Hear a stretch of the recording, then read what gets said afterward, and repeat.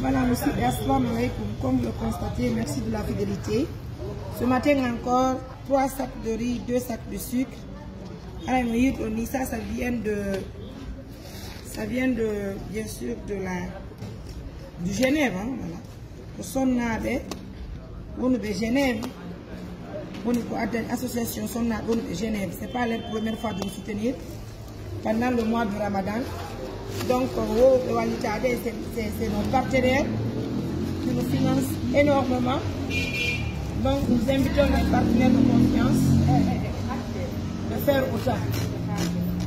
Donc, 3 sacs de riz, 2 sacs de riz, 3 sacs de sucre, c'est pas fini. Voilà, en tout cas, merci à l'association des femmes de Genève pour un montant de 4 millions de nos francs guinéens. C'est pas petit, c'est beaucoup d'ailleurs. Comme vous le voyez, toutes ces bonnes personnes vont avoir toute la nourriture qui est là.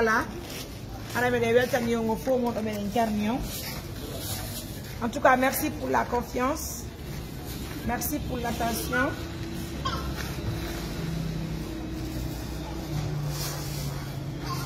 On dirait à Mano Haïti.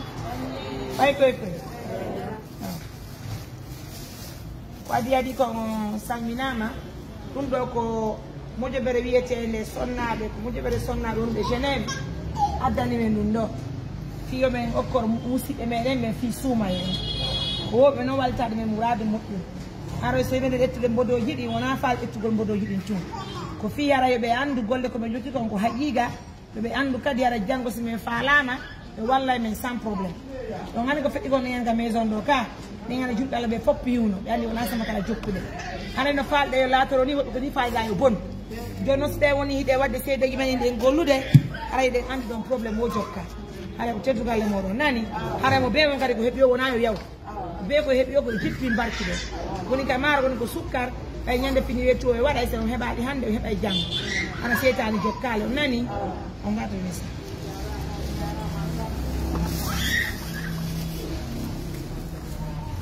hebudo jippina barki hebudo si hebi bido rete no hebudo wo on hebay tugo kilo didi mo ne serdi on hebi ga ama yafe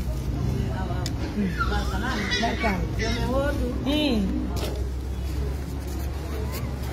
yalla be Allah amin Allah wadi jabu amin o ka tu de ken amin ene kala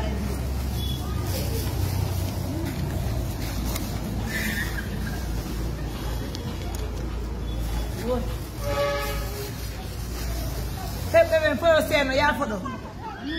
On va donner par ordre que le fils. Barka nalla. Barka ne on jarama. Ala ko sonna won de Genève.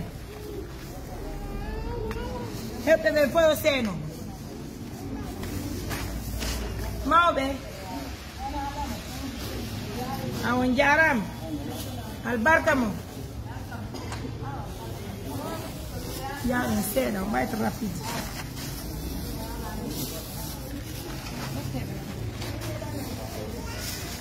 Ade ga hende do.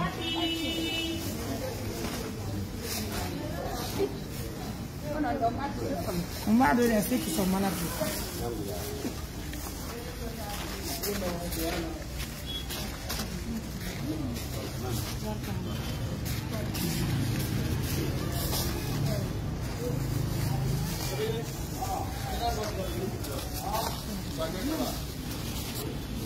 Madame.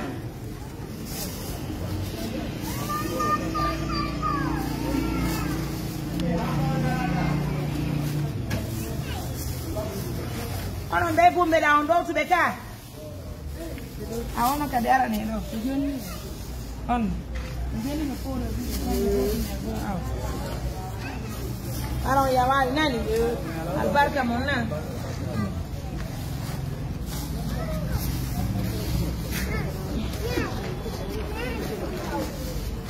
En tout cas, merci pour la confiance, merci pour l'attention.